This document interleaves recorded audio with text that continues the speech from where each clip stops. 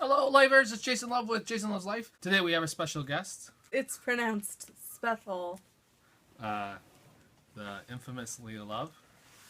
And so we got a bunch of questions from you guys. Hopefully we can hit them all. I'm not going to say who said what, but I want a big thank you to Rebecca, Libby, Ashland,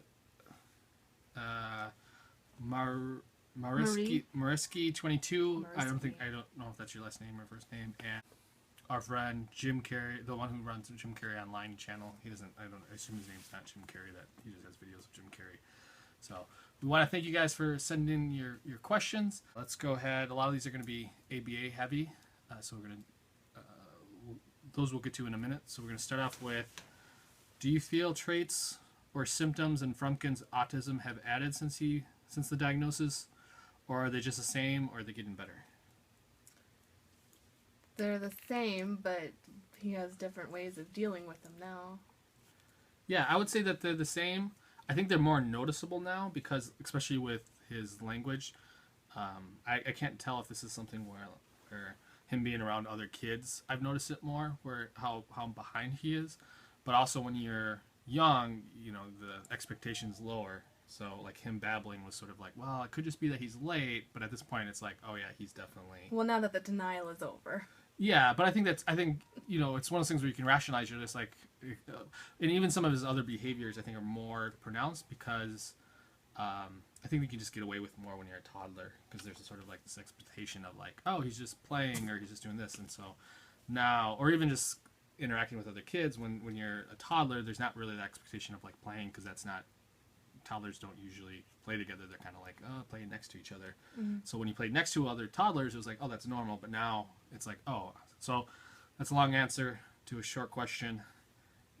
I'd say same. Some improvements in certain areas, but more noticeable just because of his age. Yes. How old was Frumkin when diagnosed? He would have been 4. Yeah, he was 4. Okay. But they noticed earlier, they just didn't say anything really to us. Because his doctor wanted to say, or he was like, I'm glad you said something, I want you to go here. And then the people we sent him to originally to help with his speech were like, we're glad you said something, go here. Yeah, the school district. Have him tested. School district. I had suspicions early on, but I have suspicions about everyone. You're paranoid. Yeah. Is what you are. And I was just willing to let him be himself until it became very obvious that he needed some extra help. And it also took a while. So I think for both getting him into an evaluation, it probably took like 6 months or something like that.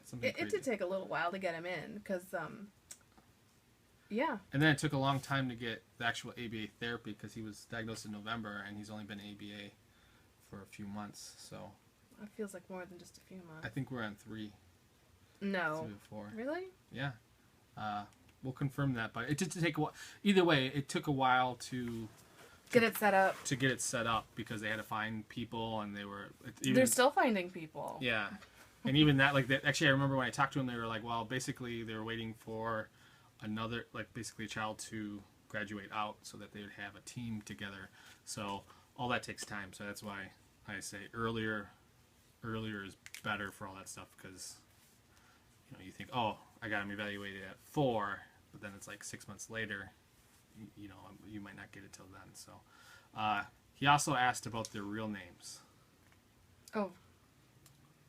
So we were actually holding off on revealing their real names, partially just because we were already at this point, and I'm sure it'll come out at some point is my thought, but I'd just like to protect their anonymity a little bit.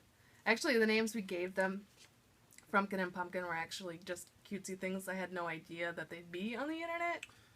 Yeah, and we'll tell. I'm going to save that story because we've gotten that question before about how they got their nicknames, but we'll save that for the next Q&A. The Pumpkin was supposed to be Lumpkin. Yeah.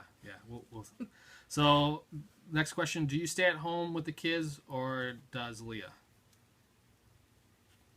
How do you want to answer that one? I'm upstairs a lot. I'd say we both. I would say it's probably pretty close to. Yeah, Jason gets up in the morning sometimes, and it depends on if Frumkin wakes you up first. Yeah.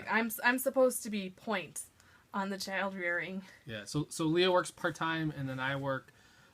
in the basement. I usually get the children up to do their morning stuff and all through the day, and then give them their baths or whatever, put them to bed, and then I go to my job outside the home. Yeah, I watch them in the afternoon, depending on if they take a nap or not. It really depends. That's really a hard question because it changes too.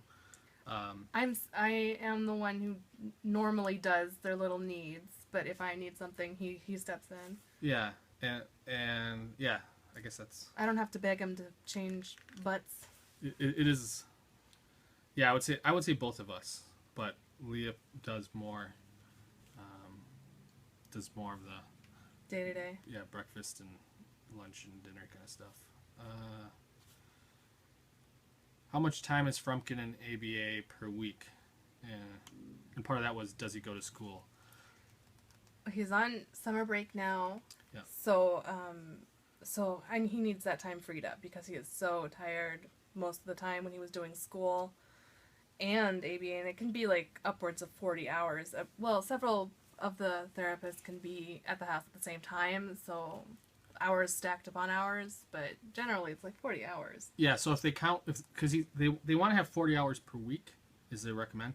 So when Leah says stacked up, it means like if there's 2 therapists here at the same time and they're here for 5 hours, they'll count that as 10 hours. 10 hours. Even though really Frumpkin was only in it for 5 hours. With school, he was going Monday, Tuesday,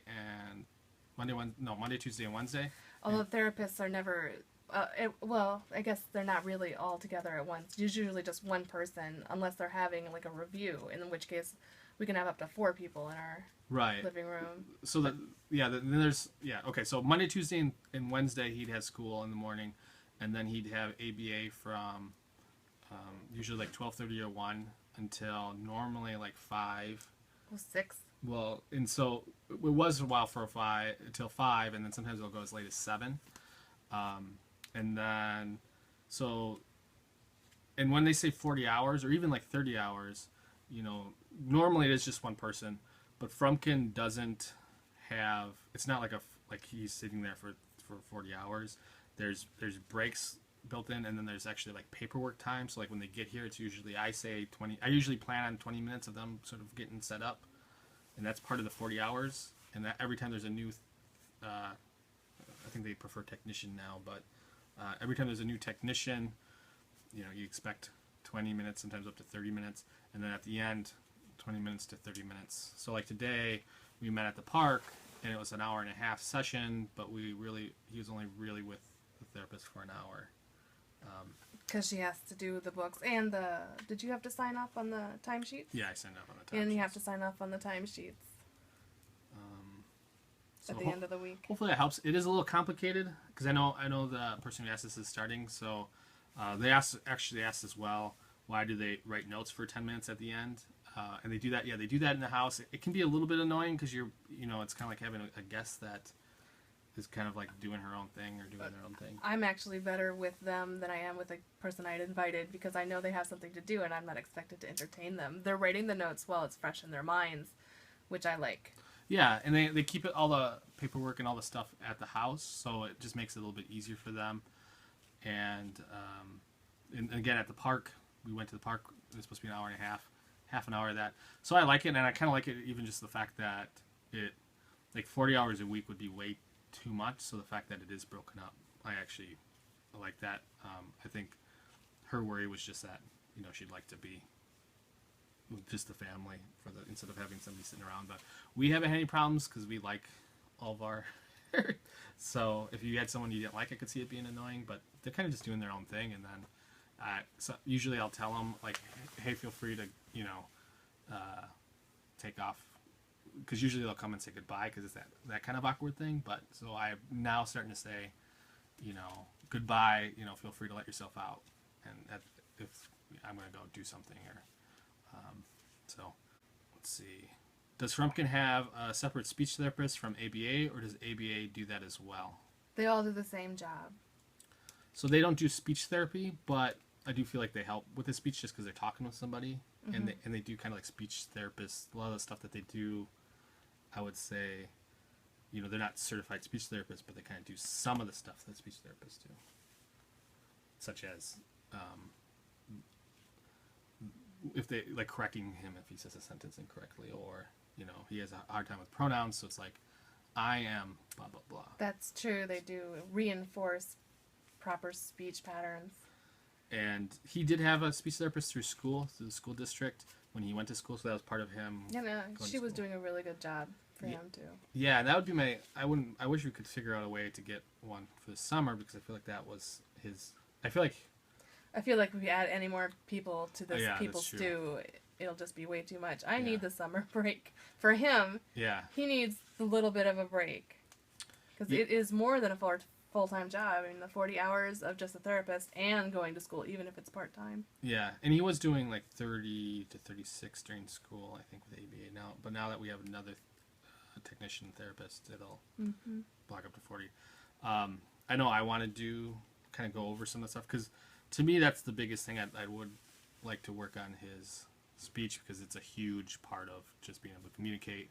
And although he is getting so much better. Yeah, he's definitely making progress. He said a few. The hard part is to tell whether some of the sentences he says are like learned, like saying, or if he's just mimicking. Right, exactly. Which I think we're starting a conversation, but really he's just repeating things from Caillou. Yeah, and he's doing that more. He had an example today. What actually was good, something about I can't remember what, like don't touch or something, because he had a injury and he didn't want me to touch it, so he told me not to touch it. It wasn't a perfect sentence, but he at least communicated. He got his point across. Yeah, which is really clearly good. What do we like best about ABA?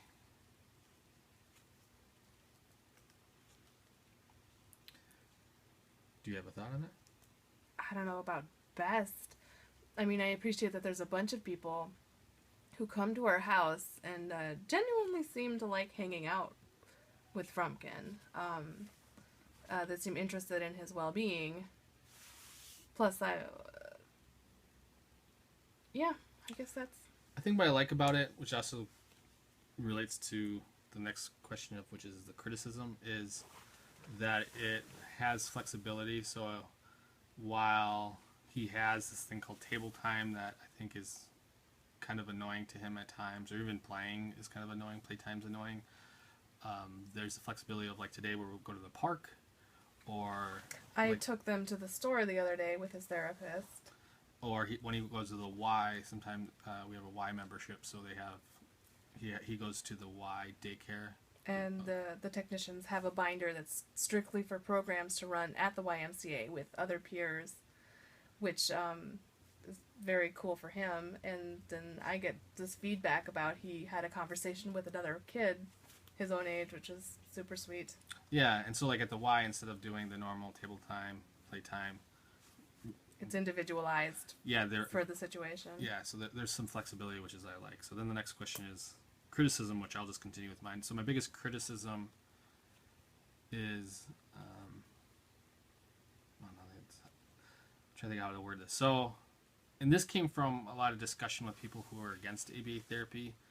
I do keep track of people who've been through ABA, that criticize ABA therapy, criticize the idea that sometimes ABA, so they believe ABA is trying to pull autism out and make an autistic child normal and not be themselves. And occasionally that does come up in some ways. So for example, and actually it was today, is Frumpkin really likes doing, as we've seen in past videos where he climbs on the tables.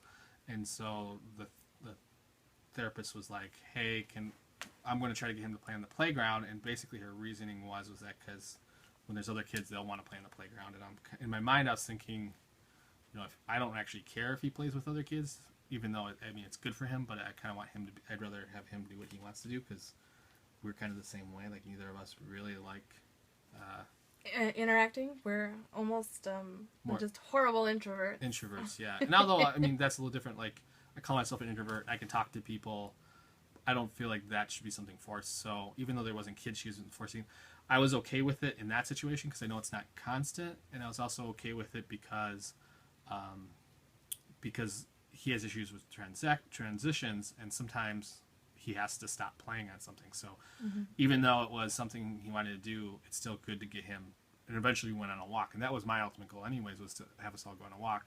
And so sometimes he can't just do table the whole time because the family want to do something else. We're not going to, he kind of gets to a point where he thinks his needs are the most important, but he needs to know he has to adjust, yeah. transition. Yeah, transition. So that's why that doesn't completely bother you. But that is a worry, and because of those conversations with people who have that criticism, I'm more aware of it, of things that the therapists or technicians say, and I think about it a little more. Do you have a criticism? No, I hadn't noticed anything horrible. Just yeah, he struggles with the transitions, and he doesn't want to, and he ends up doing a lot of crying. Yeah. And I have to hear that, and you know, it just after a while it seems kind of mean, but it's not mean. Well, some would argue, some think it is, but I don't think it's not like constant crying. It's sort of bad days and good days. But he does have better days than other days. Sometimes he really doesn't want to stop doing what he's doing. Yeah. Which, you know, I don't know. I just don't know if he's 4. It's kind of hard to get a 4-year-old to do what you want to do anyway. Like, I just had to bodily haul him into the bathroom, struggle him out of his clothes to get him into the bathtub because he's 4. But it's also on par with like going to school and stuff. I mean, that you have to do what the class is doing. You have to do it. So it's not. So he has to learn he has to do it. It's just tough to hear sometimes all that resistance. And then last one is, can I see more of your brother on the videos? That one came from Randy. I'm like, my brother Randy. Yeah, you're welcome to be in more videos. Actually, you can be in all of them if you want to watch Frumpkin for us. yeah. But yeah, so that's questions. Do you have anything you want to leave off with? No. I'm gonna go ahead and say, if you have questions, put them in this, because I want to start doing this Q&A regularly. Oh, someone else asked why we didn't do this live. Part of the reasons I don't like to do it live, because I don't think a lot of people are going to show up, because we're a small channel and it feels like a lot of work to do that. I'd rather do it this way, where everyone can ask their questions, and then we can, you know. Plus, I feel like I'm incredibly awkward anyway, and I don't even know if I've answered any of those questions. I'm just tired. Live would be terrible, because what if I ended up swearing? Yeah, we'll probably do live eventually. We'll probably do live eventually, is what I was going to say. And apologize that the camera all of a sudden shut off, and we didn't realize it till I'm editing this video and realized it's missing. So thanks for watching. Leave your questions in this video, and thumbs up if you enjoyed it. Subscribe if you're not subscribed, and see you tomorrow.